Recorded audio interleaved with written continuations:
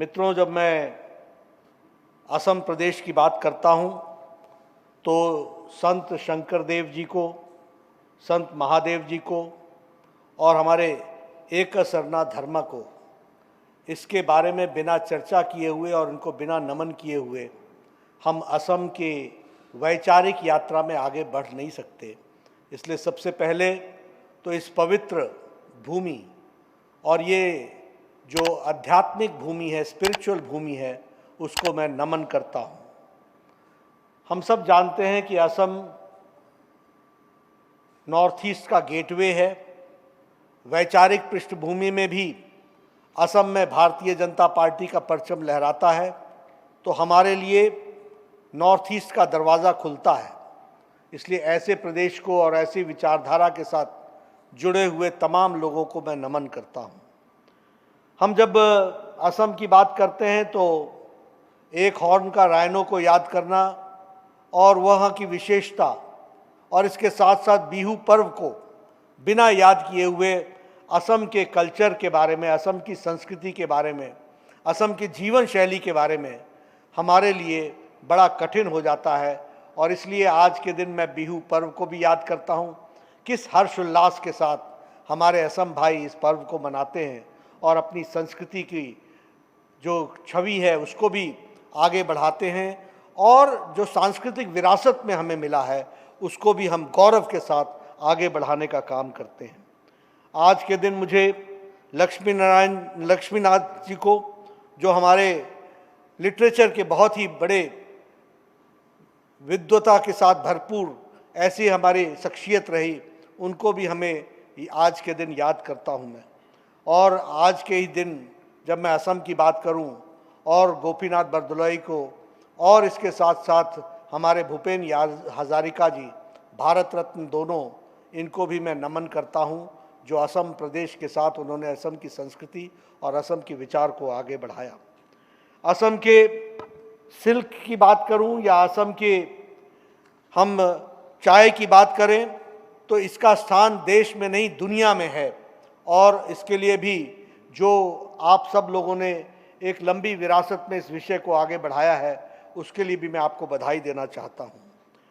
मैं जब गुवाहाटी की बात करता हूँ और असम की बात करता हूँ तो मुझे जवानी के दिन याद आ जाते हैं, जब मैं विद्यार्थी परिषद का कार्यकर्ता होता था और उस समय नारे लगाए जाते थे कि हमारे यहाँ उस समय कहा जाता था कि कश्मीर हो या गुवाहाटी, अपना देश अपनी माटी। यानी हम जब भी बात करते थे तो गुवाहाटी की बात करते थे। और मुझे याद है कि उस समय असम आंदोलन चल रहा था और उस समय जहाँ विघटनकारी ताकतें भी लगी थी तो वहीं देश को मजबूत करते हुए आगे बढ़ने की भी एक होड़ लगी हुई थी। और इसलिए विद्यार्थी परिषद की तरफ से हम सब लोग वहाँ गए थे और ये नारा लगाया था कि कश्मीर हो या गुवाहाटी, अपना देश अपनी माटी। और आज भी मैं उस बात को याद करता हूँ। मित्रों, मुझे अभी गत चुनाव जो हुए, जिसमें एनडीए को 126 में से 75 सीटें आई हैं, इसके लिए मैं असम की जनता को हृदय से भारतीय जनता पार्टी की तरफ से और एनडीए की तरफ से धन्यवाद देता हूं और उनको बधाई देता हूं कि उन्होंने यह काम हमको किया। हमारा वोट शेयर जो 33.2% रहा है और साथ ही लगभग 63 लाख वोट भारतीय जनता पार्टी के पक्ष में गए, एनडीए के पक्ष में गए, इसके लिए मैं असम की जनता को बधाई देना चाहता हूं।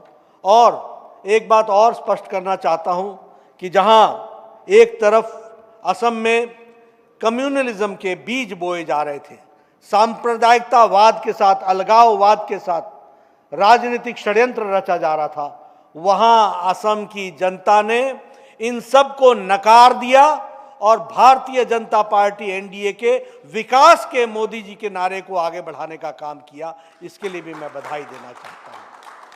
मित्रों, हम सब जानते हैं कि पिछले 5 साल सर्बानंद सोनोवाल जी और हेमंत बिस्वा शर्मा जी के नेतृत्व में जिस तरीके से असम ने विकास किया, जिस तरीके से असम ने सांप्रदायिकतावाद को छोड़ करके विकास की गति पकड़ी और जिसे कहा जाए कि असम प्रदेश के विकास को पटरी पर लाने का काम किया, उस पर असम की जनता ने मुहर लगा करके उसको शाबाशी दी है। इसके लिए भी मैं असम की जनता को बधाई देना चाहता हूं। और उन्होंने सर्बानंद सोनोवाल जी और हेमंत बिस्वा शर्मा जी के नेतृत्व को स्वीकार किया, इसके लिए भी मैं बधाई देना चाहता हूं। मित्रों, आज हमारे भवेश कलिता जी ने असम की जिम्मेवारी संभाली है। मैं अपनी ओर से और अपने साथियों की ओर से उनको बधाई भी देता हूं, और इस विश्वास के साथ कि जिस तरीके से रंजीत दा ने पार्टी को आगे बढ़ाया, संगठन को आगे बढ़ाया, उसी तर्ज पर तीव्र गति से आप भी पार्टी को आगे बढ़ाएंगे और उसको एक नई दिशा और दृष्टि देंगे। यहाँ पर मैं रंजीत दा को धन्यवाद भी देना चाहता हूँ, क्योंकि पार्टी उनके नेतृत्व में चुनाव लड़ी और प्रो इनकम्बेंसी के साथ साथ चुनाव जीता, और पार्टी ने एक मुश्त होकर पूरी ताकत से पार्टी और सरकार के साथ मिल करके फिर से सरकार बनाई है। इसके लिए मैं आपको बधाई देना चाहता हूं, और आपने जो अच्छा काम किया, मुझे पूरा विश्वास है कि भवेश कलिता जी उसी बात को आगे बढ़ाएंगे और उसको पूरा करेंगे। मित्रों, मैं जानता हूं और आप सब भी जानते हैं कि पिछले 15 साल यानी 5 साल से पहले जब 15 साल कांग्रेस की सरकार रही, तो उसमें सांप्रदायिकतावाद, अलगाववाद, स्टेटस कोइज्म इसका जन्म हुआ, इसकी बीज बोए गए और विकास को नकारने का काम किया। लेकिन हम सब ये भी जानते हैं कि उस समय भ्रष्टाचार के नए नए नमूने हमारे सामने आए, नए नए किस्म की दुकानें खुल गईं, और भ्रष्टाचार के प्रैक्टिसेस के साथ साथ जिसको कहते हैं हर चीज़ में भ्रष्टाचार, रिक्रूटमेंट में भ्रष्टाचार, विकास में कमीशन, मिशन कोई नहीं, कमीशन पूरे का पूरा, इस काम को लेकर के वो चलते रहे। लेकिन असम की जनता ने भी उनको नकार दिया और भारतीय जनता पार्टी को स्वीकारा है। इसके लिए और एक बार नहीं, दो बार, दूसरी बार भी हमको चुनाव जीतने में सरकार के द्वारा किए गए विकास के कार्य, सर्बानंद सोनोवाल जी और हेमंत बिस्वा शर्मा जी के द्वारा किए गए कार्य पर जो सफलता मिली है, उसके लिए मैं फिर से असम की जनता को धन्यवाद देता हूं।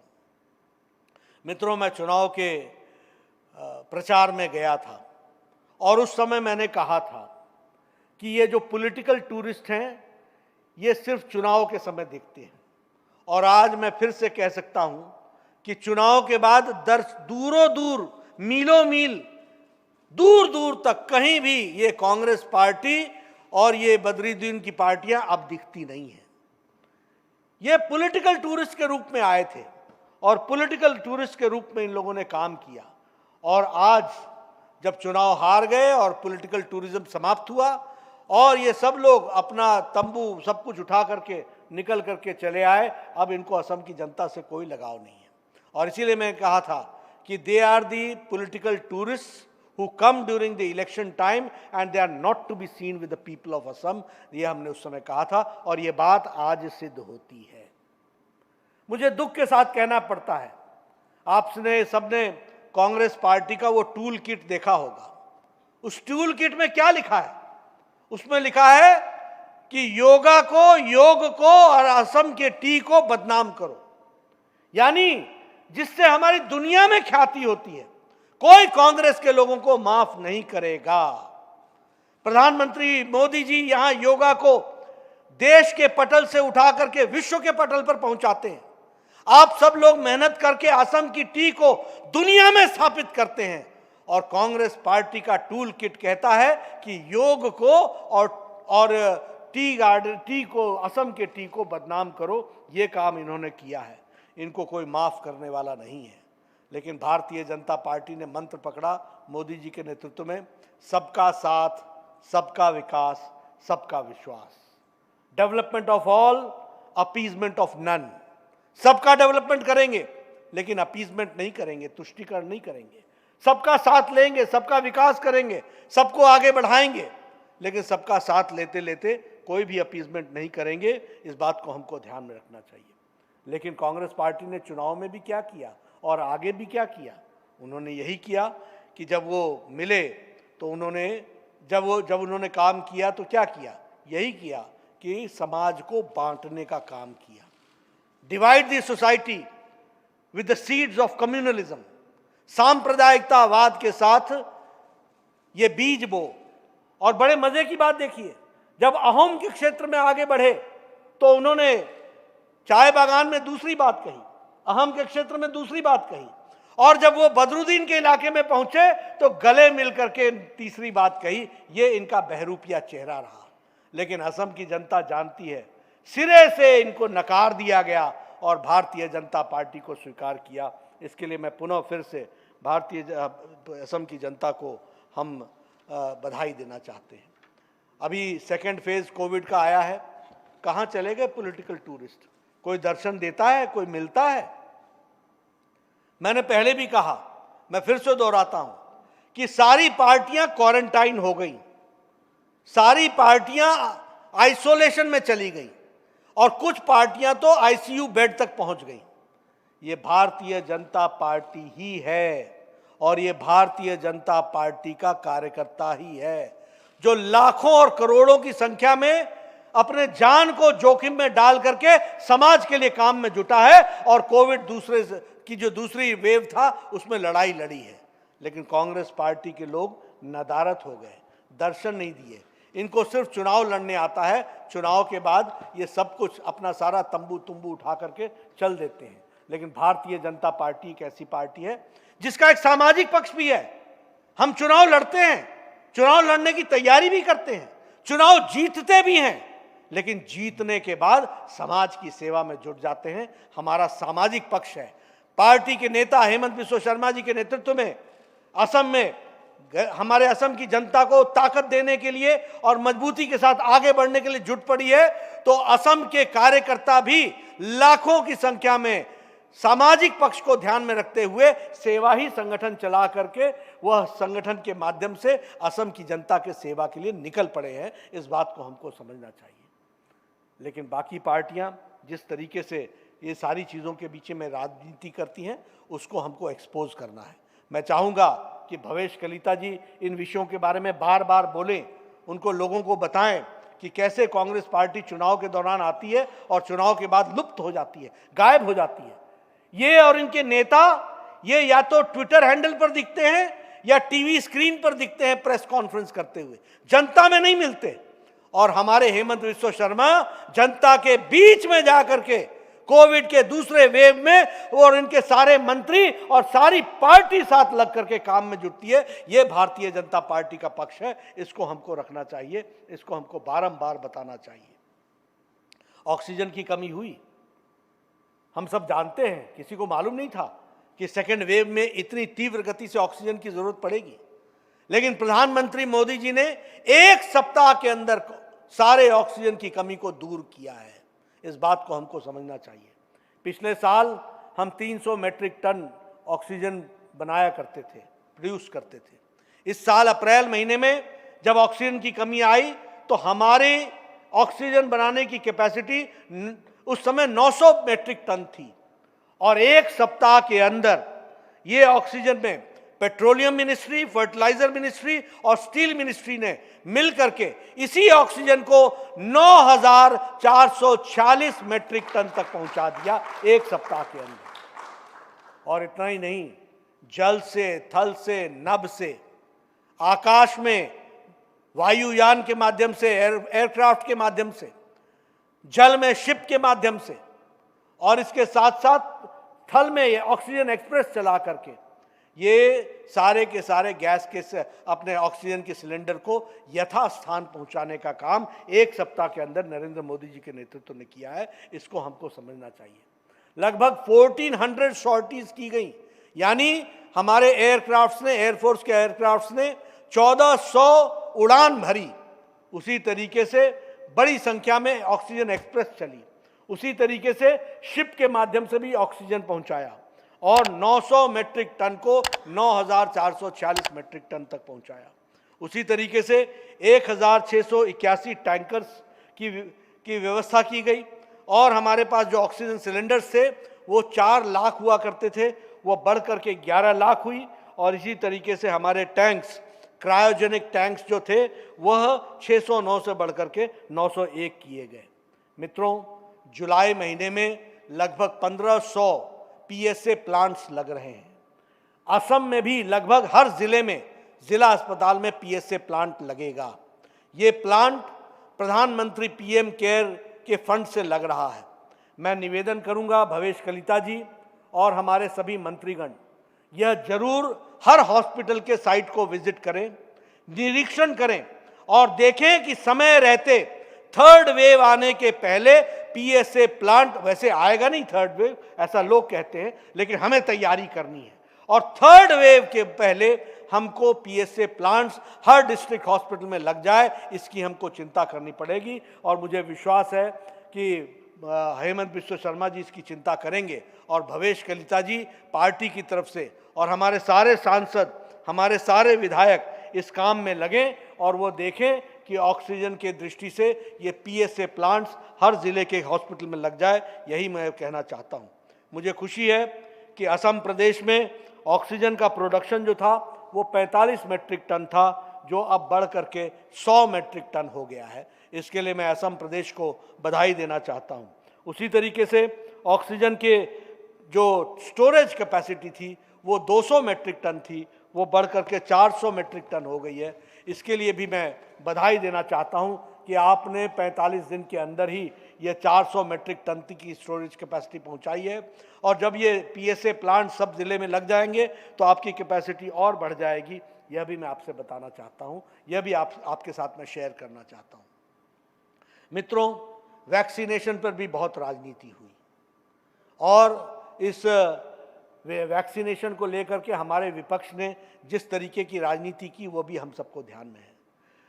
मैं पूर्व स्वास्थ्य मंत्री रहा हूं, प्रदेश का भी और भारत का भी। मैं स्वास्थ्य की स्थिति जानता हूं। आप सबको जानकर के आश्चर्य होगा कि जब चिकन पॉक्स और स्मॉल पॉक्स सारी दुनिया से समाप्त हो गया, उससे 10-20 साल बाद हमारे यहाँ स्मॉल पॉक्स और चिकन पॉक्स का इरेडिकेशन का काम शुरू हुआ। और क्या कहा गया, ये वर्ल्ड हेल्थ ऑर्गेनाइजेशन की तरफ से स्कीम आई है। एक कार्यक्रम चला जिसका नाम था यूएस एड। ये सब लोग हमको एड के रूप में हमारी बीमारी को समाप्त करने के लिए ये काम किया करते थे। ये हमारा कांग्रेस के टाइम का गौरवमय इतिहास था। इनका गौरव, कांग्रेस का गौरव ये था। पल्स पोलियो, पोलियो जब सारे जगह से समाप्त हो गया तो हम लोगों ने पोलियो को इरेडिकेशन का काम पकड़ा। लेकिन जब कोरोना आया तो प्रधानमंत्री मोदी जी ने 2020 के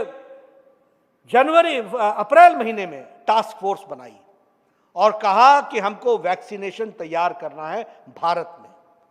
भारत के उद्यमियों को जगाया, भारत के साइंटिस्ट को मदद की, उनको पूरी ताकत दी, हाई पावर्ड कमिटी बनी, समय समय पर उसकी मॉनिटरिंग हुई और 9 महीने के अंदर एक नहीं 2 वैक्सीन भारत ने प्रोड्यूस किया। यह हमको ध्यान में रखना चाहिए। आज भारत मांगने वाला नहीं है वैक्सीन का, आज भारत देने वाला वैक्सीन बन गया और भारतीय लोगों को वैक्सीन अपनी भारत में लग सके इसकी व्यवस्था की। तो भारत के महान नेता, हमारे यशस्वी प्रधानमंत्री नरेंद्र मोदी जी ने यह भारत की तस्वीर बदली है दुनिया में। इस बात को हमको समझना चाहिए। और कांग्रेस के नेता और बाकी नेताओं ने क्या कहा? एक नेता ने तो यह कह दिया कि we are not guinea pigs, we are not rats. एक ने कह दिया कि इसकी तो थर्ड ट्रायल अभी प्रोटोकॉल में हुआ नहीं है, इसको हम कैसे लगाएंगे। किसी एक स्वास्थ्य मंत्री ने कह दिया इसको लगाने का काम अपने जान को जोखिम में डालने के बराबर है। ये अलग बात है कि इन सब नेताओं ने चुपके चुपके अपना वैक्सीनेशन करा लिया है। एक पूर्व मुख्यमंत्री ने कहा ये तो बीजेपी का टीकाकरण है। तो अब तो ये टीकाकरण तुमने भी करा लिया, अब तू भी बीजेपी के हो गए क्या? तुम भी बीजेपी के हो गए क्या? ये वैक्सीनेशन के साथ इस तरीके का भोंदा मचाक ये हमारे विपक्ष के नेताओं ने किया। यह हमको ध्यान में रखना चाहिए। हर जगह हर मोड़ पर उसको रोकने की कोशिश की। पहले कहा वैक्सीन बन नहीं रही है, बनेगी नहीं, बनेगी नहीं, बनेगी नहीं, बन गई, लगने लगी जनवरी महीने से, तो ये ठीक नहीं है, ये ठीक नहीं है, ये ठीक नहीं है। फिर कहा हम नहीं लगाएंगे। ऐसे ऐसे मुख्यमंत्री हुए जिन्होंने कहा कि हम अपने प्रदेश में वैक्सीनेशन नहीं शुरू करेंगे। फिर कहने लगे वैक्सीन लाओ, वैक्सीन लाओ, वैक्सीन लाओ। जब वैक्सीन दी तो कहा हमें खरीदने दो, जब खरीद नहीं पाए तो कहा कि अब खरीद के दो और मुफ्त में दो। ये तो प्रधानमंत्री मोदी जी हैं जिन्होंने सारे देश को मुफ्त में वैक्सीन देने का तय किया और 21 जून से मुफ्त में वैक्सीन लगाने का काम शुरू किया। ये हमको समझना चाहिए। मित्रों, पहले ये 2 कंपनियां वैक्सीन बनाती थी, अब ये 2 कंपनियों से बढ़कर के ये 13 कंपनियां वैक्सीन बना रही हैं और दिसंबर महीने में 19 कंपनियां ये वैक्सीन बनाएंगी। मित्रों, ये भी हमको ध्यान में रखना चाहिए कि ये वैक्सीनेशन कार्यक्रम दुनिया का लार्जेस्ट और फास्टेस्ट वैक्सीनेशन प्रोग्राम है। ये दुनिया का लार्जेस्ट और फास्टेस्ट वैक्सीनेशन प्रोग्राम है। आज हम अमेरिका को पछाड़ चुके हैं। इंडिया में 32 करोड़ 36 लाख वैक्सीनेशन हो गई है और अमेरिका में 32 करोड़ 33 लाख ही वैक्सीनेशन हुई है। हमने ब्रिटेन, हमारे इटली और जर्मनी और फ्रांस को इस मामले में वैक्सीनेशन में हम आगे निकल चुके हैं और प्रधानमंत्री जी ने 35,000 करोड़ रुपए इसके लिए रखा है और 35,000 करोड़ रुपए सिर्फ वैक्सीनेशन के लिए लगाया जा रहा है।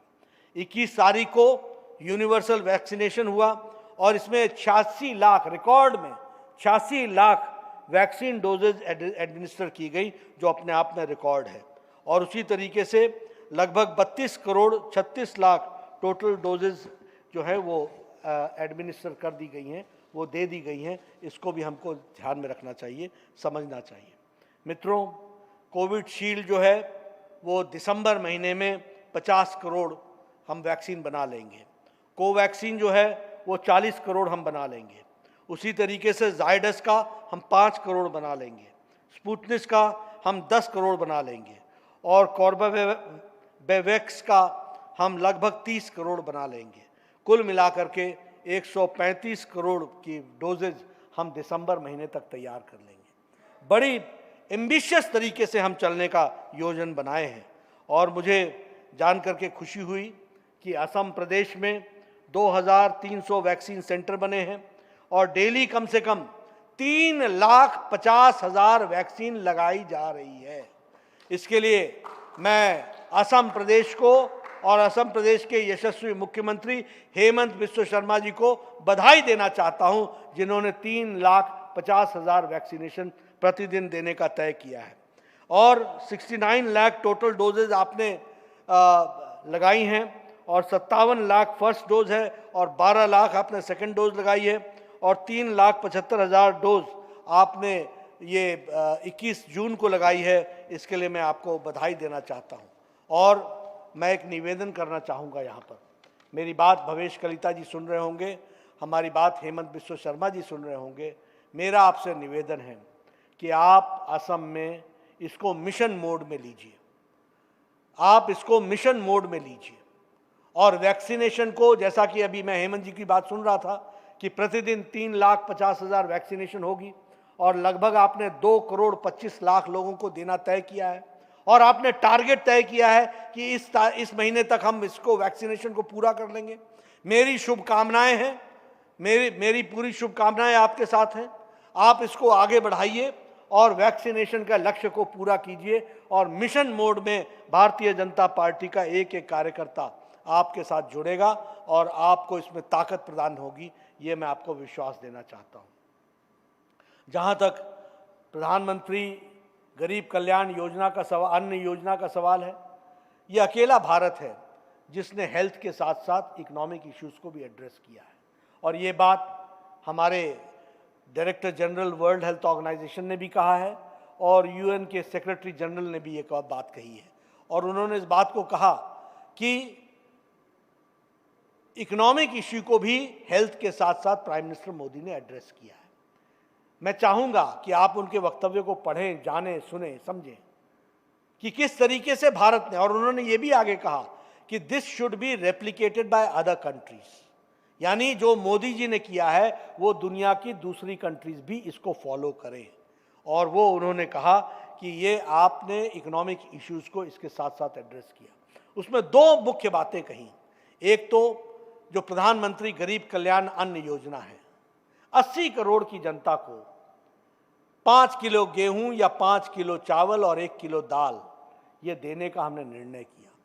पिछली बार अब मार्च महीने से लेकर के छठ तक देने का तय किया था और इस बार अप्रैल महीने से लेकर के इसको दीपावली तक देने का तय किया है। मित्रों, मैं भारतीय जनता पार्टी के एक एक कार्यकर्ता से निवेदन करूंगा, इस कार्यक्रम के लिए हमने 10 जुलाई चुना है। 10 जुलाई से हमारे लोग इस पब्लिक डिस्ट्रीब्यूशन सिस्टम के साथ जुड़ेंगे। मेरा आप सबसे निवेदन है कि आप सब लोग पूरी ताकत के साथ 10 जुलाई से आगे जुड़ें और भारतीय जनता पार्टी की प्रदेश कार्य समिति अपने कार्य योजना में इसको जोड़े। और किस तरीके से ये जो मोदी जी के द्वारा और हेमंत बिस्वा शर्मा जी के द्वारा उसमें समर्थन किया गया है, ये प्रधानमंत्री गरीब कल्याण अन्न योजना, ये जो लास्ट माइल डिलीवरी है, जो पात्र है उस तक पहुंचाने की व्यवस्था को पुख्ता करें, मजबूती प्रदान करें, ताकत दें और सही मायने में ठीक ढंग से हो सके इसकी चिंता करेंगे तो अच्छा रहेगा। आज आपने मुझे लंबा समय दिया, मुझे आपके साथ चर्चा करने का मौका मिला। अगली बार मैं कोशिश करूंगा कि ईश्वर मुझे मौका दे कि ये मैं वर्चुअल रैली ना करूं, आपके बीच में जाऊं और वहां पर मैं सभी लोगों से मिल करके आऊं। अंत में पुनः मैं आप सबको बधाई देना चाहता हूं और पूरी ताकत के साथ असम प्रदेश आगे बढ़े, सरकार हेमंत बिस्वा शर्मा जी के नेतृत्व में बढ़े और हमारी पार्टी भवेश कलिता जी के नेतृत्व में बढ़े और हम सब लोग मिलजुल करके आगे बढ़ें, यही मेरा आपसे निवेदन है। बहुत बहुत धन्यवाद। जय भारत, जय अहोम।